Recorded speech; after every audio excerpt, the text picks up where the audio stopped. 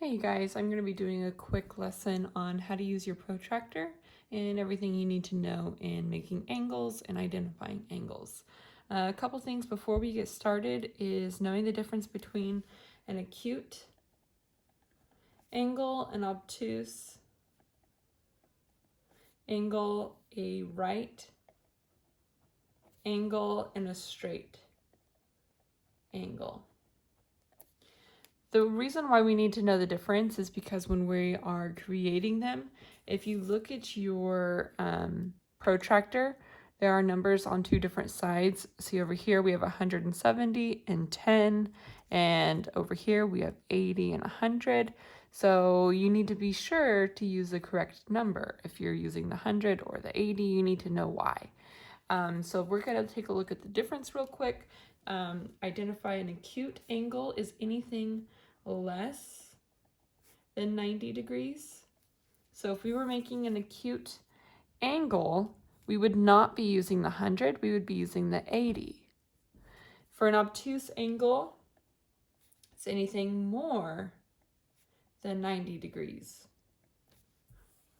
So for that one, if we're going to use 80 or 100, we would use the 100 to make an obtuse angle. For right angle, it's exactly 90 degrees. Can't be more, can't be less. So that's anything that points exactly to the middle of our protractor.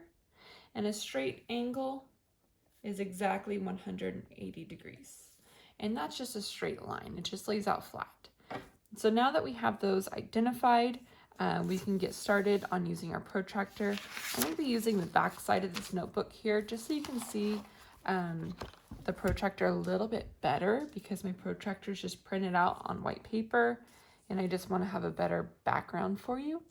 So if we were to create an angle that was 153 degrees, just to say, we want to make sure we start with a nice solid straight line, and we can use our protractor to help us build that line, and it doesn't have to be very big. So I just drew a little line right here, and I want it to be 153 degrees.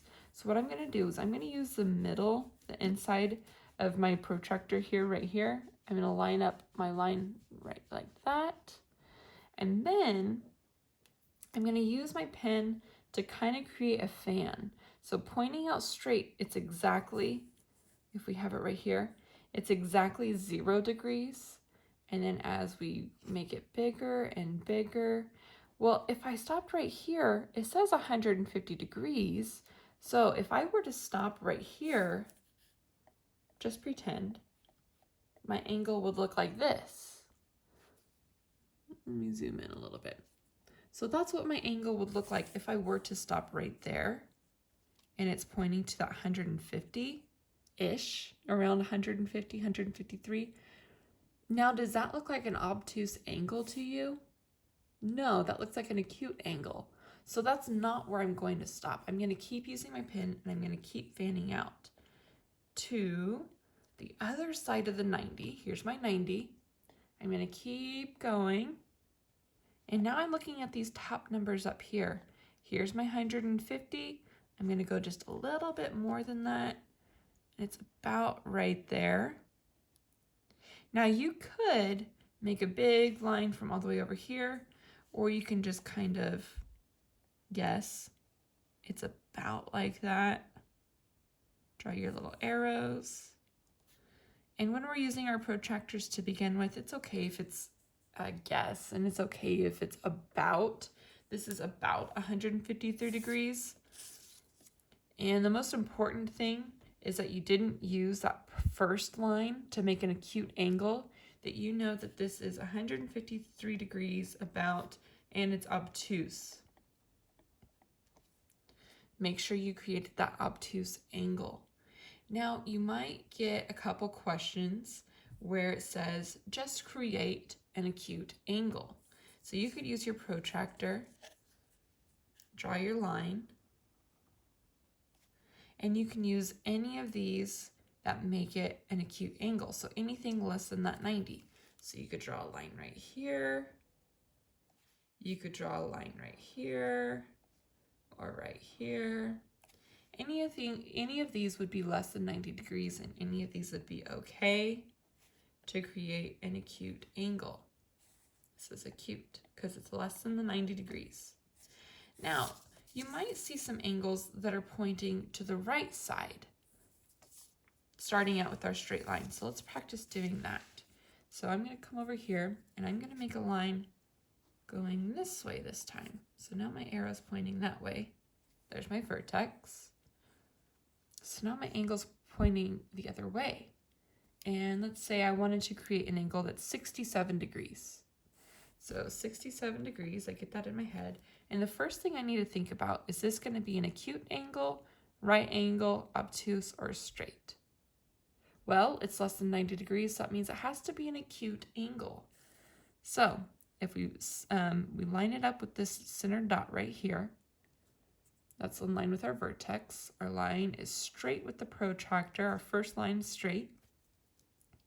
We line our pen up with the 0, and we start fanning it out. You want to think of it like a fan. So I'm at 10, 20, 30, 40, 50. There's my 60. And I'm ignoring that 120. That 120 is there is if the line was pointing to the other side. But since it's pointing to the right, I'm going to use these smaller numbers right here. Here's my 60. I go a few more. I said 67. So it's going to be closer to the 70 a little bit. It's about right there. That's good enough for me. So there's 67 degrees. So the most important thing when you're using your protractor is that you line up your vertex with that little dot right here. This little dot is where your vertex needs to be lined up, and that you line up your first line with this ruler, and then you start from the side and then you fan out. Okay? Hope this helps. Hope this clears some things out.